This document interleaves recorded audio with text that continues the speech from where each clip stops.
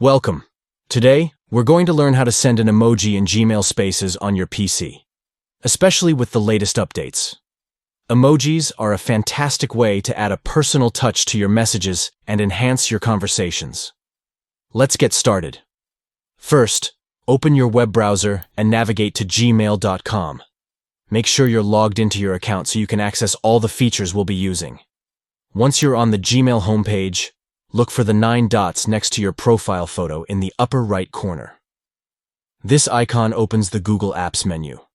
Go ahead and click on it to see the list of available options. From this menu, select Chats.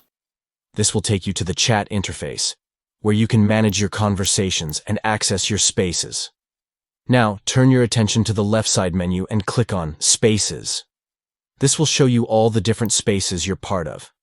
Find the space where you want to send an emoji and enter it. Once you're in the space, look at the text bar where you usually type your messages. You should see an emoji icon there. This is where the fun begins. Click on that emoji icon, and a menu of emojis will pop up.